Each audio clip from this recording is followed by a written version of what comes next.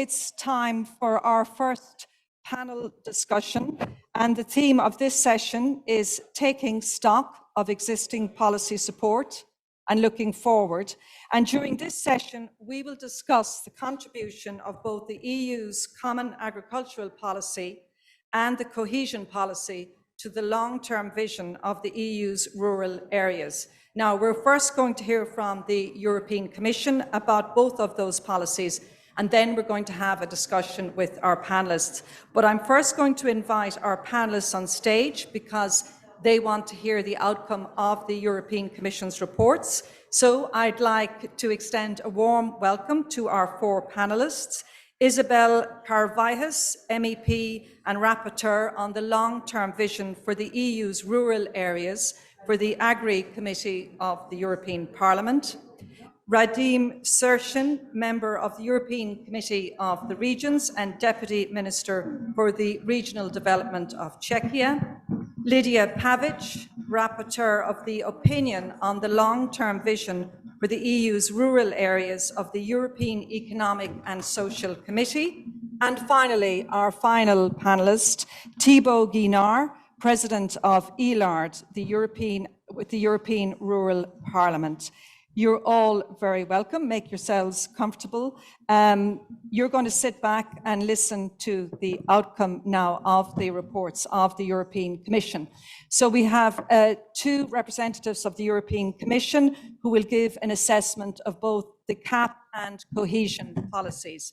And I'd like to first welcome our first European Commission speaker, Mario Milochev, Director at the European Commission's DG Agriculture and Rural Development. Mario.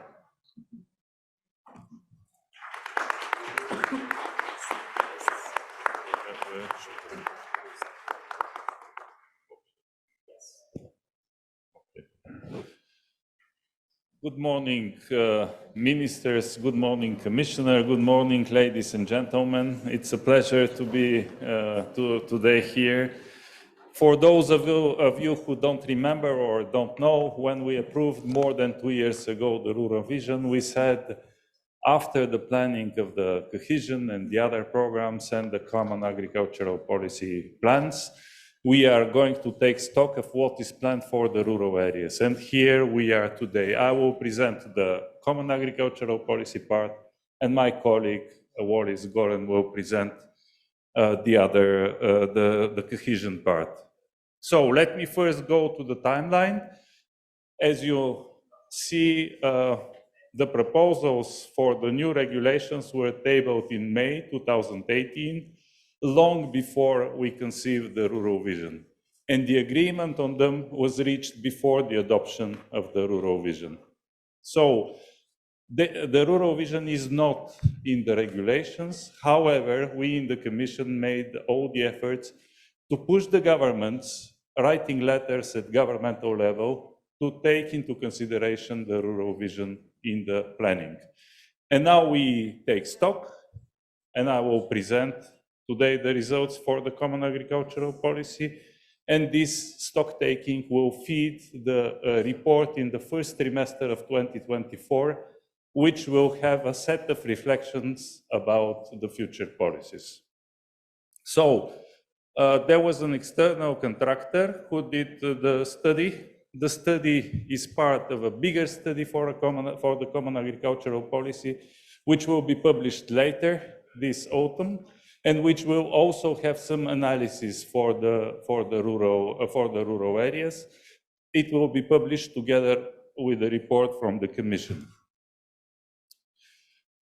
So the study is based on the screening and the mapping of what the member states choose to put in their CAP plan. It looks at what was programmed. It is not about the implementation, which for the CAP started at the beginning of this year. And we don't have still data on the execution.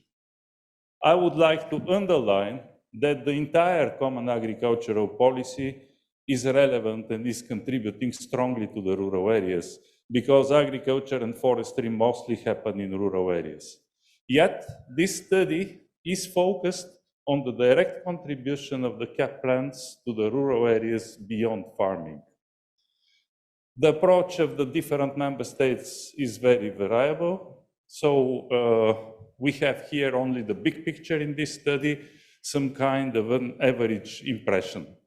I would like, before continuing, to say that LEADER is very important intervention, but still we don't have the results because the local development strategies and their approval is ongoing, and next year we are going to have the full picture.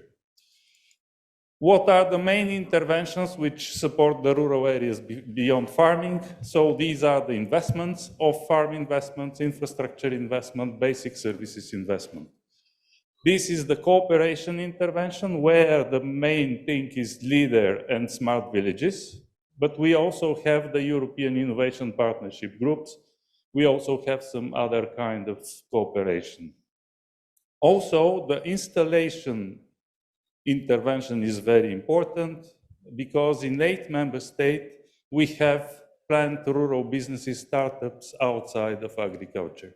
And of course, the knowledge is very important because the needs for development of skills in the rural areas is bigger. The study also pays attention to the green architecture and to the areas with natural constraints because they contribute to the resilience of the rural areas, and they pay attention to the young farmers and the production organizations because they contribute for the prosperity of the rural areas. However, the financial allocations are not included in this because they go directly only to farmers. Here we have the 4 blocks, the 4 strands of the rural vision: stronger, connected, prosperous, resilient. It is a complicated slide. During the day we can speak more. What I will go to say only is that LEADER is contributing to the 4 blocks. So mainly to the 4 blocks, but mainly to the stronger rural areas, because with its bottom-up approach, it empowers the local community. And the investments, we have for stronger investments in infrastructure and basic services, for the connecting, of course, mainly the broadband, and for the prosperity, we have the diversification of the farmers' activities. The result is that 8% of the total CAP financial allocation, so the total allocation is 307 billion for the 5 years period.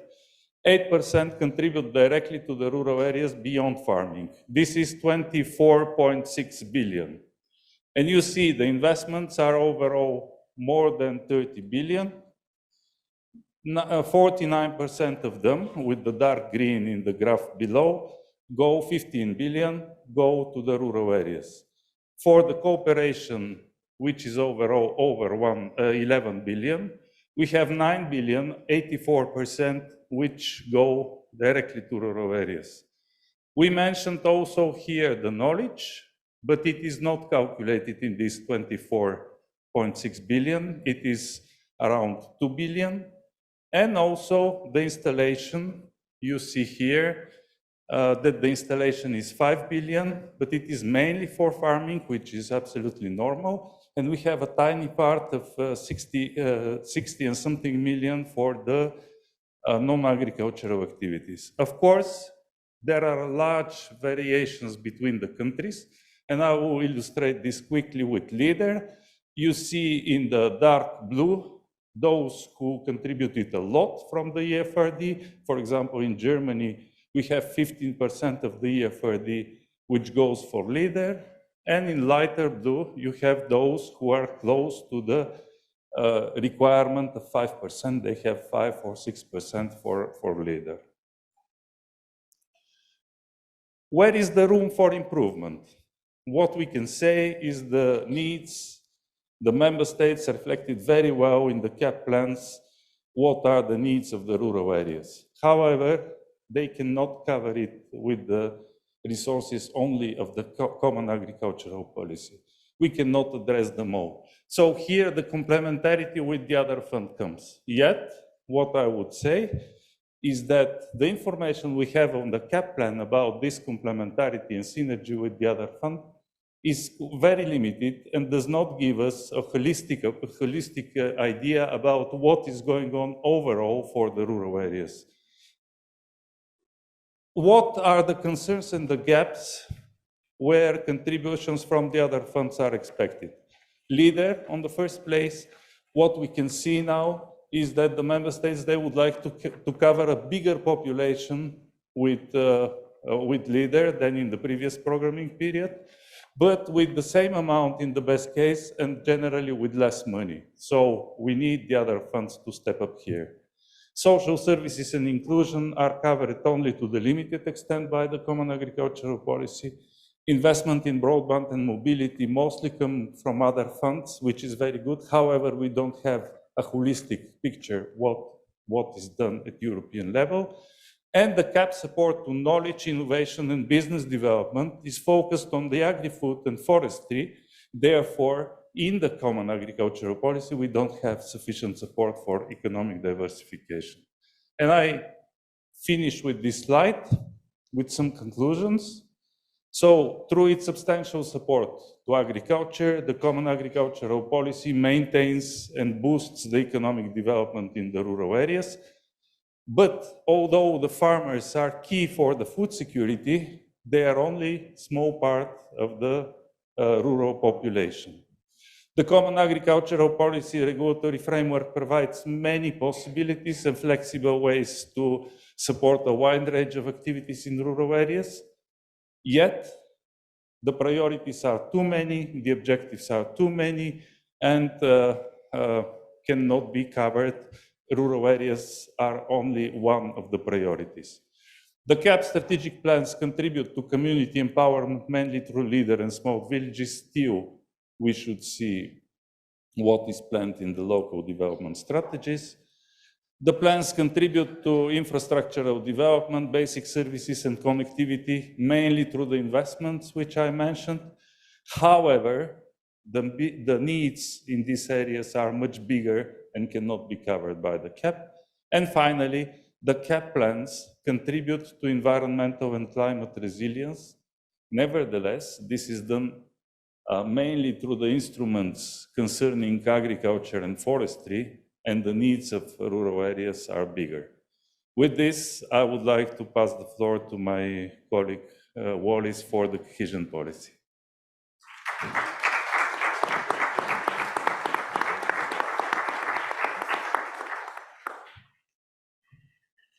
Well, good morning, Commissioner. Good morning, ministers. Good morning, colleagues and friends, including friends from my own village in France. Allow me, please, to introduce you to the biggest investment tool of the European Union, cohesion policy. That is to say, 392 billion euros of investment, reaching almost €500 billion when including national co-financing. This massive funding is actually mobilized in all our territories of the European Union, including rural areas, to strengthen economic, social, and territorial cohesion by reducing disparities among our regions, all while delivering on EU policy priorities.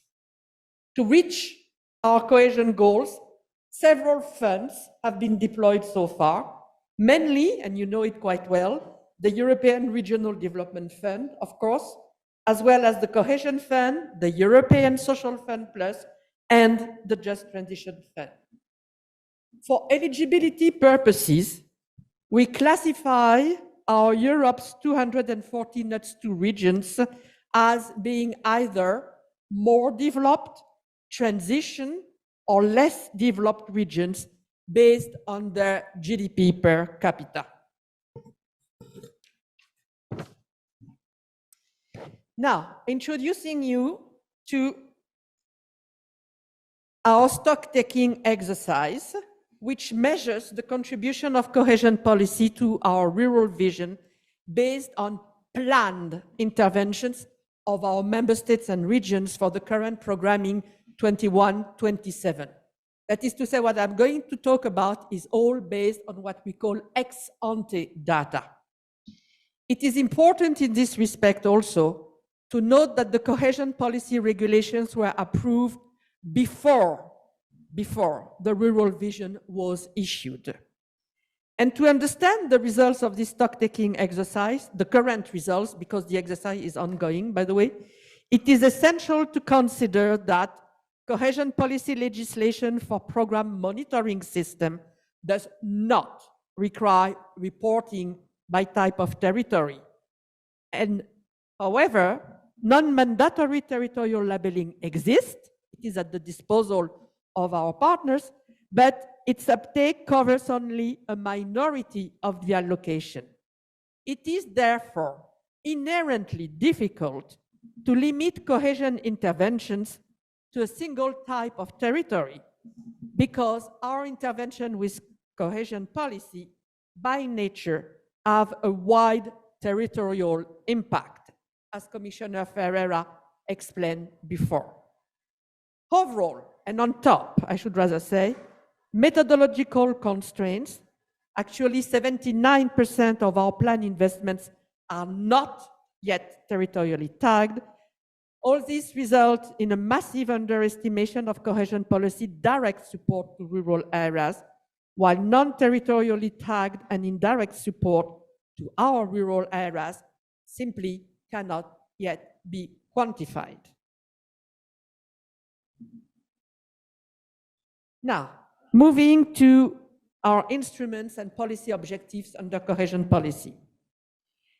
Cohesion policy allows, you know that cohesion policy operates under shared management with the member states and regions. It allows our managing authorities to make use of territorial instruments such as the community local-led development projects, which are very much inspired by the LEADER methodology. So with our territorial instruments under all our policy objectives, we can grant further thematic flexibility and give the possibility for fund combination, facilitating synergies and coordination among the different funding sources.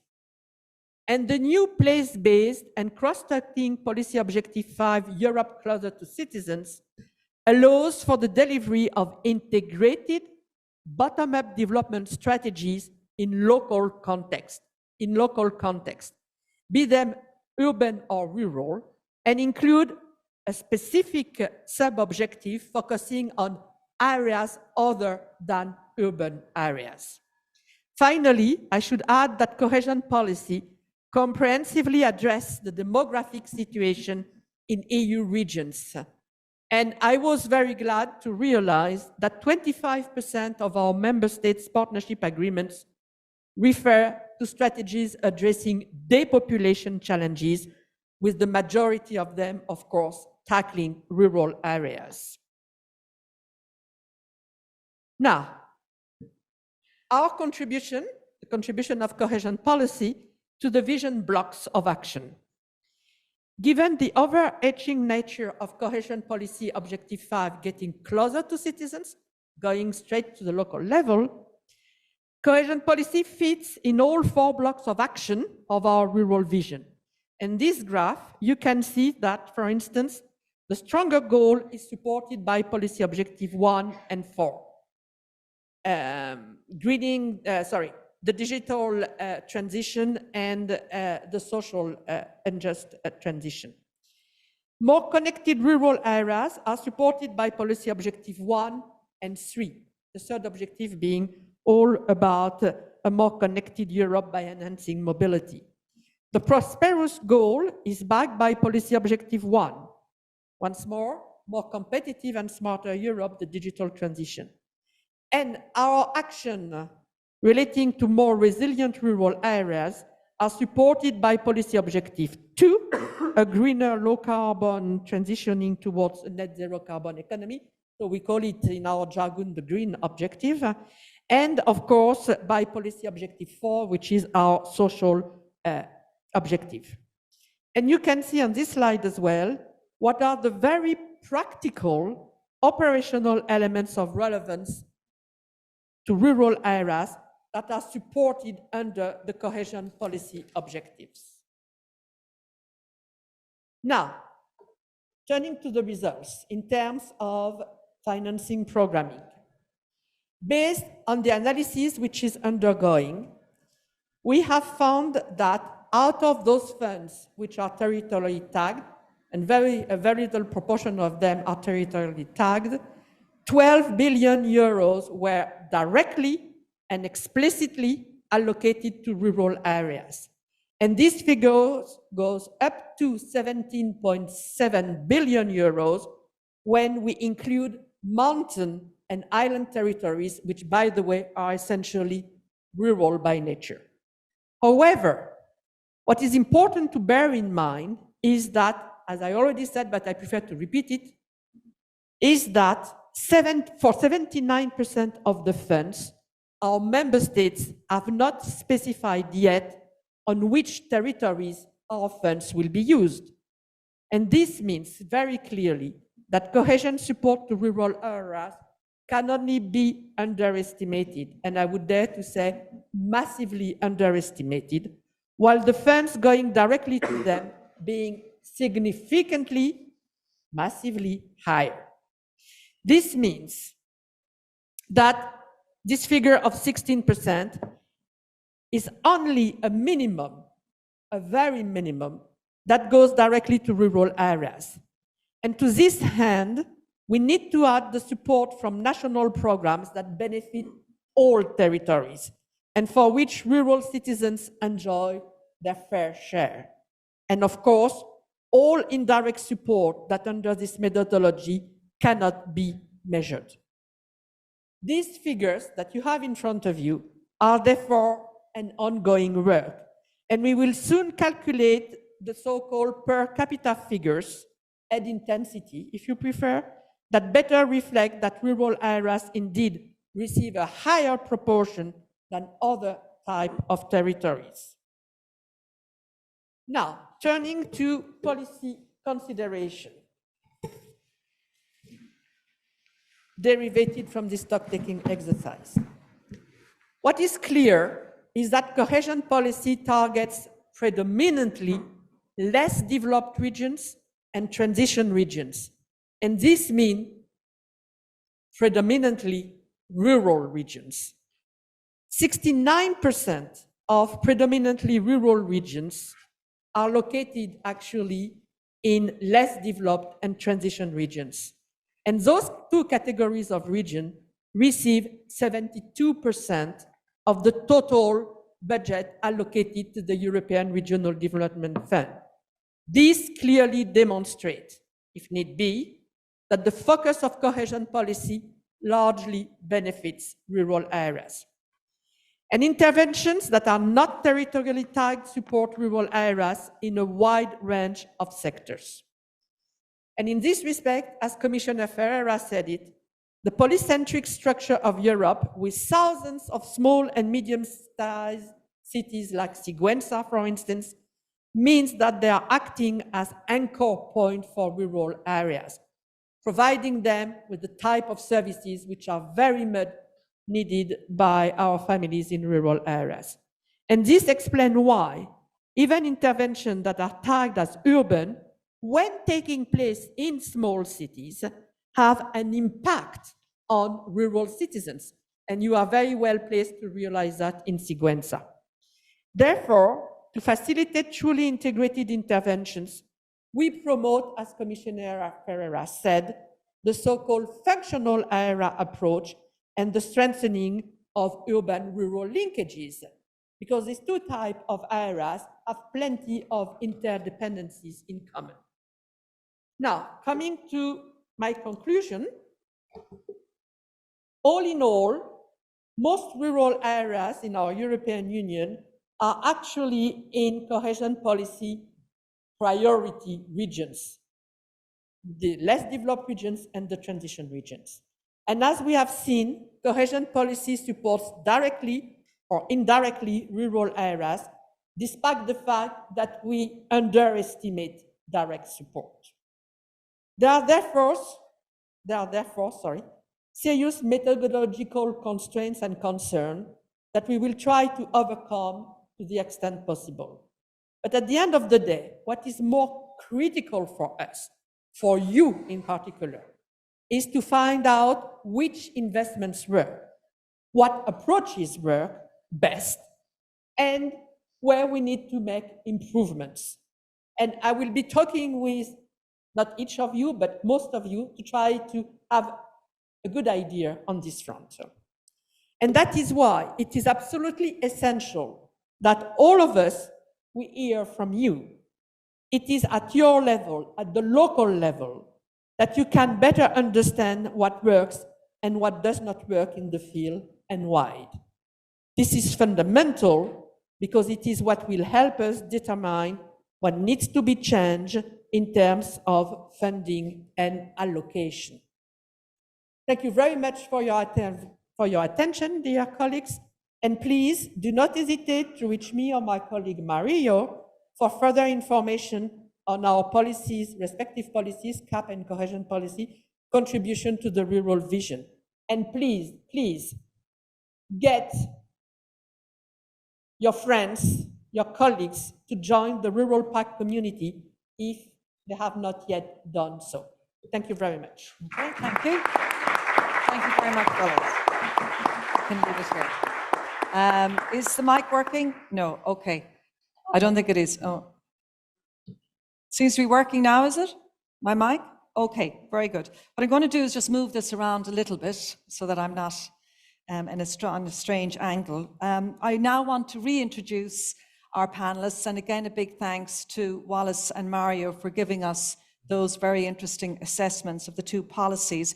We're going to tease out some of those findings now, so let me reintroduce our guests again. Isabel Carvalles is an MEP and rapporteur on the long-term vision for the EU's rural areas for the European Parliament's Agri Committee. Radim Sershin is a member of the European Committee of the Regions and Deputy Minister for Regional Development of Czechia. Lydia Pavic is a rapporteur of the opinion on the long-term vision for the EU's rural areas of the European Economic and Social Committee. And Thibaut Guinard is president of ELARD, the European Rural Parliament. What I'm going to do is ask each one of you a question. We'll have 2 rounds of questions. So we just heard the key messages that emerged from the stock-taking exercise of the contributions of the CAP and the cohesion policies to the long-term vision for the EU's rural areas. And in the last few months, your institutions have published specific opinions and positions on the long-term vision for rural areas. So during this session, we would like to find out more about these outcomes.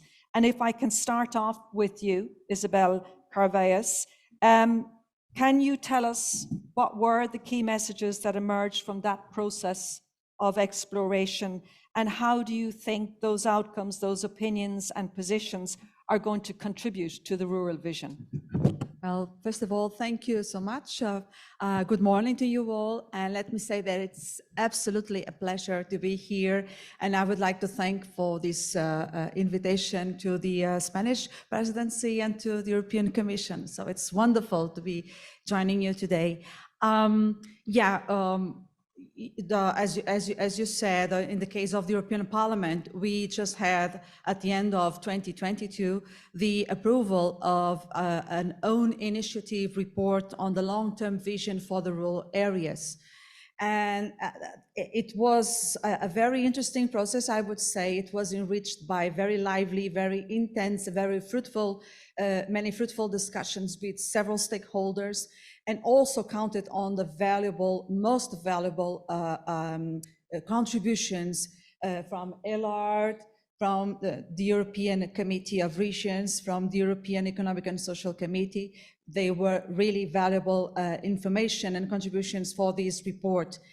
And I don't want to extend myself saying exactly what the report was about, but I would say that one of the big issues, one of the big questions we try to address in this report was already mentioned today by Minister Planas, the need for the creation of strong contexts in the rural areas. But by contexts, I mean the need to create the conditions that will actually prevent people from leaving and because we can have, and I will say this a bit later, we can have wonderful agricultural projects, for instance, but if you don't have the overall context in terms of connectivity, in terms of mobility, of access to education services, access to health services, specialized health services, thinking about women, for instance, then you will not have people willing to make a live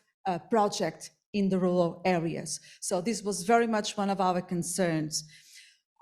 Of course, we did not rest, the European Parliament and myself, we did not rest on this sole own initiative report. We have been following the discussions, following the events, some of them organized by the Rural Pact Office. And by the way, congratulations also for the big support to this high-level event. And more recently, we have embraced another big issue for the future of rural areas, which was, by the way, also mentioned today, the generational renewal. As the rapporteur, I was really pleased because it was approved last week in the committee, by large majority, I would say, almost unanimously. And I'm very confident that it will also get support of the plenary. And this is interesting because, the parliament is the house of debate, and sometimes the house where we struggle to find consensus, but where the intensity of debates and sometimes even the polarization of positions can be very, very strong for all obvious reasons that I'm sure you understand. But this is one of those occasions where you have everybody agreeing that generational renewal in the rural world is really important. This can be good, this can be bad. And by this, I mean that it's only good that if it is effective in terms of action, because from a rhetorical point of view, we all have this, which is interesting. We all agree that we need to do something because whatever has been done over the last years, it's not to disregard, but has not been effective. And saying this, I could not help looking over the last 2 years to the fact that, for instance, the EU Council didn't put the long-term vision for rural areas, with a spot, with a highlight that actually it deserves. So I'm really also very glad to see that the Spanish presidency has put the rural areas on top of its priorities, and is also announcing here that we will have finally EU Council conclusions. I find this very, very important. Okay, and we might touch on that a little bit more and what else needs to be done. I want to quickly get in the rest of our panelists. Thank you very much for that.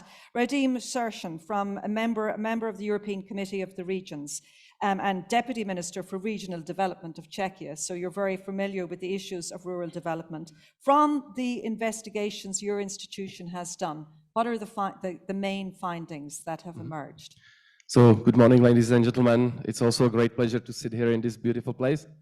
My surname, Sershan, means hornet in English, so I always think into the wasp nest, and I will be a little provocative maybe also here, because we need to discuss, because I hope that the biggest head of mine and most of you here, that we are proud rural citizens. And we agreed with Celine last night during the dinner that we enter the politics not being professional politicians, but to help, first of all, my rural area, then the Czech rural areas and the European rural areas. So I am for 13 years already a rural mayor, and I am always trying to bring the local expertise to the national and European level. Because Europe is a house, it's, I like this kind of metaphor of the previous president of Committee of Regions, Sisi Kostas, that the strong foundations is the local and regional level, the member states are the walls, and the European Union is the roof. And we cannot always the national politicians blame the European Union for doing something not well. And I will surprise you that on today I will more criticize the national levels, because we do have tools. We have Leader, CLLD. It's amazing tool which have been very successful. European Commission brought a possibility to use multi-fund CLLD. Which countries are using that? The Czech Republic, then just a few countries, very small amount of other funds. And a lot of countries are stepping down out of CLLD. Why? Because we have a tool and we are not using it. Second thing, smart villages, amazing concept. But we cannot rely on 5% budget from CAP, sometimes competing with Leader in some countries. That's not the solution. Can we build up energy communities out of those 5%? Can we make the broadband? We cannot, you know. We have rule proofing, amazing concept. But does it work the same as territorial impact assessment? Do we have the methodology? We are just talking about it, but we don't have the methodology. And we need it not just on European, but on the local and regional level, and also national level. We have Rule Pact, you know, it's also a very nice tool, but does it work on all the levels, not just on the European, but the national level? You know, I don't think so. So we do have tools, but we are not using them. And this is the biggest criticism I would like to mention. It's also the citizens see it, because if you look at the geography of this content, we see that there are huge and bigger problems between the rural areas and the rest of Europe. And we will see the results, because the European elections are the results how we are doing the policy. And I'm afraid, and everyone in Brussels is afraid, what will be the result? So we really need action. We need to stop talking, and we need action on all the levels, not just European, but also national, regional, and local level. Because rural areas are not a museum. And when I talked to my colleagues from the United States, they are now preparing a concept of smart shrinking, that, you know, the patient is dying and they are just giving new pills so that his death is nice. I don't want to speak about smart shrinking in Europe, never. And I wish that we just take the advantage, take the tools we have, and we try to develop. You know, it's not about the statistics. Always the Churchill said that the best statistics is the one I made myself. So, you know, I don't know if 16% is enough or 79%. In the Czech Republic, we give 60% from ERDF to the rural areas. And it's visible, I think, in this way. So we really should take all the resources. We should get out of the boxes, but this is the second question, I think. What are the recommendations? Yes. Yeah. So I would turn to that. So we should really look out of the boxes, because the situation is serious. We look to the geography of this content, and we need to act. And we have the tools, but we are just not using them. Okay, just very quickly, why aren't the tools being used? Why aren't we using the tools? Very quickly. Yeah, it's easy to say, because you know, the politicians are afraid to give the tools to the ground, so that the people decide about themselves. And I'm also a politician, but I always criticize that, because if just the place-based approaches and the possibility of the people, the principle of subsidiarity, we are always talking about it, but they are not doing it in reality. So we shouldn't be afraid. We have given the trust in the Czech Republic to the ground level, and I think we are all happy about what was achieved. So I think just the trust, just the trust, just the trust. Okay, thank you very much for that, Radim. To you now, Lydia, Rapporteur of the opinion on the long-term vision for the EU's rural areas for the European Economic and Social Committee. What were your main findings from that institutional search?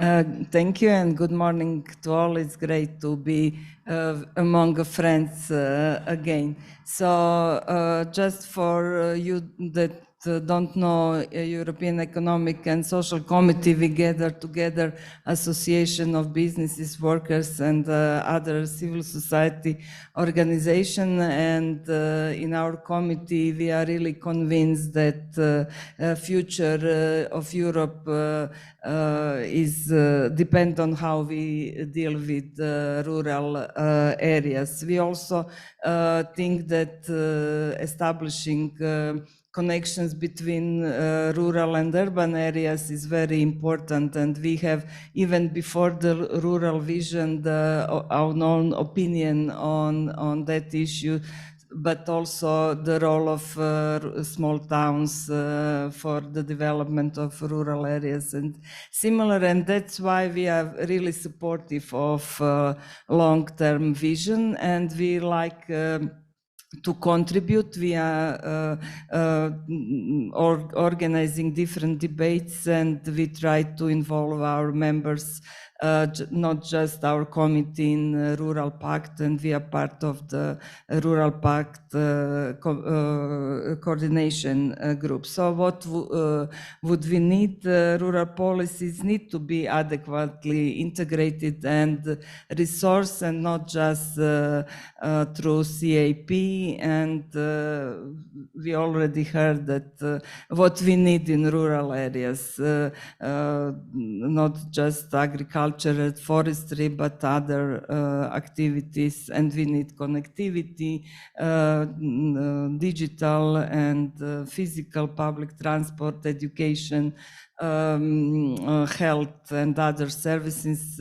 We are all aware of that. I'm personally architect, physical planner, and for 40 years, at least in Croatia, we speak about polycentric system and about rural development. But what we see in reality that we have less people in most of the rural areas, and that actually it's right time for rural vision to be adopted, but also implemented. And I completely, and not only me, but we in committee agreed that there are instruments, and especially we believe in place-based and local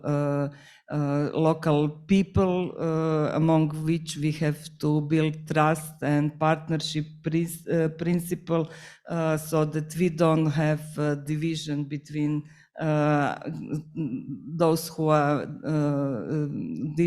who are making decisions, and those who are living in those areas. So we need top-down and bottom-up approach combined, and also to use the instruments that we have, that Radim already mentioned. For example, we believe in LEADER and CLLD, but what we see it's now that very often they are not mobilizing and organizing communities, but they are just delivering money from the ministries. So all these issues we have to tackle, and it's extremely important that there is political understanding and will in member states, regions, and local development why this approach is important, and how build trust in those who live in these areas, that they can contribute to defining what they need and implement it together. And final thought, it's about these silos policies that we are talking also for decades, but we are still working in silos. There is no this comprehensive and integrated approach. Thank you. Thank you very much, Lydia. It's interesting. I think similar issues are emerging from all three of you. So let's see from you, Thibaut Guinard, President of ILARD, European Rural Parliament. Were your findings similar to the other findings from your investigations? Merci beaucoup. Je vais me permettre Thank you very much. If you allow me, I'll actually take the floor in French to make sure that multilingualism can actually, live within the European Union. I would like to thank the European Commission and the Spanish presidency for organizing this initiative and for inviting me. Thank you to all the different speakers who've all mentioned LEADER, the European Programme for Rural Development. I am the president of ELARD, which is the European Federation of the LEADER programs that is in charge of piloting the European Rural Parliament. And indeed, I do share several comments that have been made this morning. And I think it's important to remember why we are here. If we are here, that's because there are many challenges in the rural areas, and we should not ignore them. We've alerted the authorities. Many organizations have alerted the authorities for many years on these difficulties that rural areas were faced with. And I would say that finally, in 2022, we had this long-term vision drafted by the European Union, as well as the Rural Pact that we do hope will bring and provide solutions, even though it is a pity there was a discrepancy between the CAP 2023-27 and this long-term vision. As I was saying, many rural areas are faced with difficulties, but can we solve all these issues regarding public services, health, youth, culture? Can we solve all these issues with only 5% of the FRD to fund LEADER? I don't think so. I believe the answer is in the question, because LEADER is one of the successes of the European Union. LEADER is a success story. It is not a European fund. It's not simply about, well, distributing and sharing money around. It's a European program for rural development. It has its own fundamentals, its own networking, capitalization of good practices, public-private partnerships, and this methodology has given good results because it is now recognized within ELED, but also by the European Parliament, by the Committee of the Regions, and the EESC as well. However, we're always asked to do more with less, meaning that the needs are always on the rise. We have more and more needs, and we do know that several member states only abide by the regulatory 5%, whereas they could go far beyond that. LEADER is also the image of the European project in every village of our territories. And we are now, having new elections, and people are wondering, how are the rural areas going to vote? I mean, it was about time. We had 5 years to analyze the results of the previous elections, and those results were already quite concerning in rural areas. So if we want to fight Euroscepticism, we do have to invest again, and we need to, do more for rural areas. Not only by using the common agricultural policy, because LEADER is just a tiny part of the CAP, but the CAP is also a tiny part of rural development. This was very well explained by Wallis just a minute ago. And the cohesion policy is also playing a fundamental role for rural development, even though we do not have yet truly reliable indicators, but we believe that this policy has to be cascaded in rural areas. So if you want to use all these tools to be efficient in order to make sure that we have project bearers, and those projects may not always know how to deal with European tools. Therefore, we will need to simplify procedures so that those project bearers in rural areas can have access to EU funds. And Radim said it, it's a pity that the fund is not implemented enough. Some countries have even stopped. Sweden, Portugal, some French regions that had implemented it actually stopped for this new programming period. That is because it is far too complicated. There's a heavy burden of the EU regulations. So we need to simplify things. We need to bring trust back and make sure that rural areas can benefit as the urban areas do from these opportunities. Thank you. Thank you very much for that. So I think you very much outlined the issues and then also making recommendations. So we want to focus now on the recommendations and what you would advise member states and indeed the Spanish presidency, because we know the Spanish presidency is working towards developing the Council conclusions on the long-term vision for rural areas. So from your institutional position, if I can start again with you, Isabella, what are the practical policy recommendations and ideas that you think member states will need to implement and move forward with in order to ensure the rural vision and to enhance support for rural areas? Well, first and foremost, it is absolutely a priority that the long-term vision for rural areas is transformed into a true European rural strategy. And this must be already incorporated in the next programming. If not, this is just, again, well-intended, but not much from this. So we need a European rural strategy that obviously has to be understood as the basis of coordination with national strategies, with regional and local strategies. And saying this, we have mentioned here today, and I completely agree, I'm a great defender of community-based approaches. Community-based approaches, regardless of the risks and the difficulties that we know they have always proven to be the best solutions. So this also means that member states must definitely reinforce the CLLD approach. And reinforcing the community-led local development approach means more money, means more resources, means a significant earmarking for this approach. I will not go into percentages. We can talk about 20%, 30%. Quite frankly, what it needs is to have really the resources so that it can be fully implemented in its full potential. I also find very, very important that we have a change of culture in administrative terms.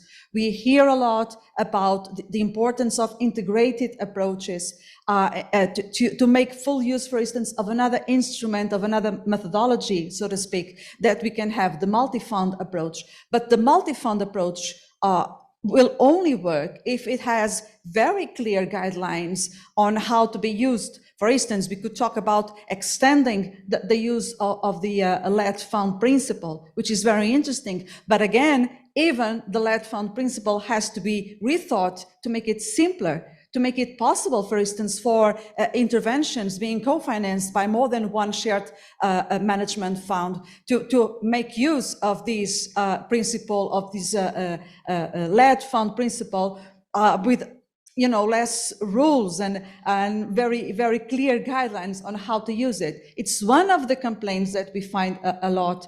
But let me just mention, because I wanted to talk a bit about this in the early intervention. We can talk about also, for instance, the importance of not just focusing on the CAP and the cohesion policy, as we heard here today. We also have to see how the other European funds and policies are actually integrating the rural dimension in how they design their measures, their strategies, whatever. This has to be done. And of course, we still need very much, and Mario in his intervention also tackled this issue. We still need, and also you, the question of methodology and the question of knowing exactly what is and how much investment is really being made in the rural areas. And as long as we don't have this sort of clear information, it's very difficult to monitor and to assess what the other policies are doing. And this was also one of the calls we made to the Commission, to make an instrument that a mechanism that could help to assess and to monitor fully what all European funds are doing for the rural areas. Okay. Just a word to finish. Okay, word to finish. Just really, really a word, because I do find this very important, that the generational renewal must have a strong kickoff in all European member states. And we have to listen to what the young farmers are telling us. If they say that it's difficult to access land, if it's difficult to access financing, if it's difficult to solve the succession problems, please, we have to handle with this, because they have been saying this for ages, for decades. And those who began to saying this a few decades ago, they are no longer young farmers, and we cannot afford to lose the ones that we have now in our rural areas. Brilliant. This thank is you really very important. much, Isabel. I'll be killed if I eat too much into the coffee break time, but thank you very much. Raji, from your institutional point of view, what are the recommendations? Okay, I will join, first of all, the recommendations of the European Committee of the Regions included in the opinion I was rapporteur of, and which was by unanimity approved by the Committee of Regions, and also maybe from the national perspective. I think, first of all, as I already mentioned, that we need to use the instruments we have and let them work. It was mentioned that we have to move the gear of the Rural Pact. And I think we really need to do that, and we really need strategy. We need indicators, and we need to follow the strategy and see how it's developing to reach the goals which we have in 2040. We also need to look holistically at the rural development, not just sectorally. It seems to me that sometimes we are looking more for borders than for the synergies and solutions. I think the overlaps are wished, not should be prevented, because we need overlaps.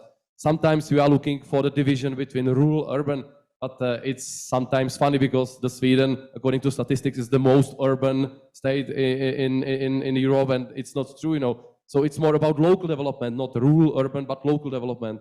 We need really to make the place-based instruments, integrated instruments, because no solution fits for all, as we always hear. But finally, if we come to the level of member states, they are not using the opportunity of using CLLD, ITI, we have just transition mechanism, etc., etc. We have cross-border cooperation, which is really also not using its potential, which it has. So we need a really holistic approach, and it's not complicated, it's not bureaucratic. In the Czech Republic, and it's not just saying of a bloody politician, but there are my colleagues from the 3 different ministries sitting in this hall, and they can tell you that it's not difficult to coordinate the funds, because all the strategies of all 180 local action groups are already approved, and all the programs and all the funds are already implemented for the new period. So we are much faster than most of the member states. So it's not about, it's about the mechanism, and you are all welcome to come to the Czech Republic, and we will introduce you this coordination mechanism, how it works, thanks to my amazing colleagues sitting here. We also need to find the mechanism how to bring young people to the rural areas, because we are speaking about the talent booster mechanisms, etc., etc. But finally, at the end of the day, it's not just about the quality of life, it's also about the mindset of the young people. I always say that we should explain that it's sexy to live in rural areas, that, you know, the young generation should see the advantages, and we should use all the technologies we have to bring the quality of life to the rural areas. I love this study of one university we had in the Committee of the Regions to build the landing strips where the big Airbus jumbo jets can land with the young people to the rural areas, and they are proud that they live in the rural areas, and we need to work on that. And how to do that from the European perspective, you know, to look out of the boxes. I don't want to say that we want to grab leader to take it from one DG to another DG, as there was some kind of panic after my statement in the previous conference in Sweden.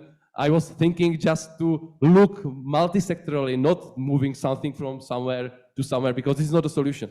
So maybe if I am thinking it's not a solution to have DG rural, but I think it would be good if there was some political representative on the level of Commission, which would be responsible for functional urban rural areas, or who would be responsible for the rural development as such, from the political point of view, and combining the existing tools and existing resources. And I think it's not just about DG Regio and DG Agri, it's about DG Energy, DG Employment, DG Education. So we should really look at it from the holistic point of view, through all the existing instruments. And if we do that, we succeed. And I think we could be like in South Korea, that it works, people are moving to rural areas and they live there. Okay, Radim, thank you very much for that. Same question to you, Lydia, from the point of view of the EESC. Thank you. We believe that rural development should be an integral part of regional development policy, and really that leader and CLLD should have more, that they should be important component of territorial development, and that we need more promotion and actually to show that these good examples, and we have it all over Europe, what through leader CLD approach could be done for the development of certain rural areas. And also, although cohesion policy provides flexibility to member states to put more focus on specific challenges and needs of certain areas, we need to see that member states and politicians on level of national, local and rural really understands that why is important and how they can use tools in that sense. Some methodology, education, learning from good practices is very important. And in regards to rural park, I think, or we think that it can contribute to put more emphasis on stakeholder engagement and decision making, and also building partnership principles. I will also, yes, and of course my colleagues mentioned that we need adequate resources to fund these local and regional activities and plans. And also I would like to mention the role of youth in rural areas. We are just preparing one own initiative opinion on that topic, and also this generational renewal. I just came from Santiago de Compostela, where the committee had a conference on food sovereignty, and these two issues were mentioned many times, and kind of message was there is no farming without farmers and no fisheries without fishers. So this is really important to put emphasis. And as Rade mentioned, this state of mind should be also changed, because very often it's not posh, fancy, or whatever to live in rural areas. So, but it start to change a bit. And there are some other recommendations, but we are out of time. So, just maybe to finish that.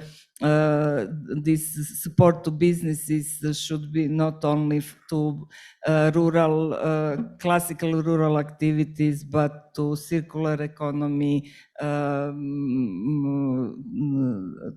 some other activities that are very important for rural areas, as well as digitalization, mobility, and such issues. Thank you. Thank you very much. And again, very similar issues, I think, from all of you. So to you, finally, Thibault, again, for the recommendations from your institutional perspective. Oui, effectivement, ELARD est la Yes, indeed. Fédération européenne ELARD is des the European programmes Federation of leaders, donc nous Leader sommes programs. attachés à cette démarche. So, well, Nous we are avons fully profité de committed, cet événement and we organisé took par the la Commission de opportunity la of this présidence event espagnole pour organized under avoir the 2 Spanish jours de presidency travail to qui ont have précédé 2 working cette days that conférence took avec place just l'ensemble before this des réseaux conference. nationaux. That Et was the nous avons opportunity to gather une all recommandation the qui networks est we très have, and nouvelle, we drafted très a innovante. very new Vous allez sans doute être recommendation. surpris. You may be Nous surprised, demandons but plus we're d'argent. asking for more money.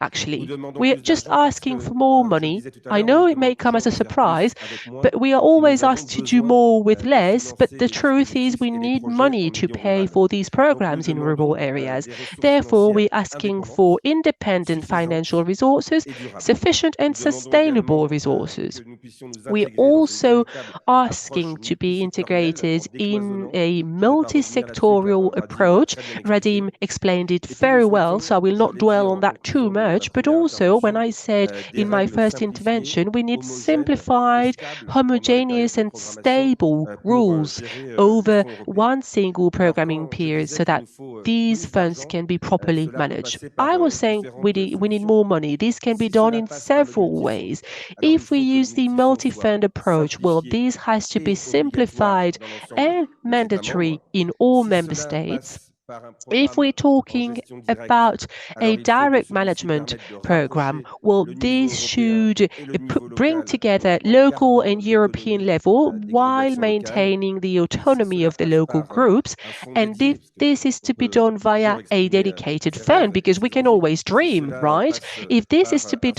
done dédié, through alors il a faudra qu'il dedicated soit fund, well, suffisamment then doté. this fund En tout will need cas, sufficient ELARD, qui funds. regroupe les And 29 réseaux actually, nationaux de ELARD, leaders, puisque nous avons which des gathers candidats 29 à l'entrée networks, dans l'Union because we européenne have qui expérimentent candidate cette démarche leader, countries who are 39 réseaux experiencing the nationaux, leader 2600 projects. We territoires have ruraux engagés dans 2,600 leader et le territories that are DLAN fait emploi. involved Nous sommes in à la disposition leader, du pacte and rural pour we are, of travailler course, sur ces available to différentes support the pistes Rural pour trouver une Pact to solution work qui on this fasse and qu'au to final, find nous solutions ayons so that plus in the d'argent end pour we les do enfants. have more money for rural Thank you areas. very much for that. Very interesting, again, very interesting points raised. Thank you so much for being able to summarize them so succinctly and sticking to the time. I really appreciate that.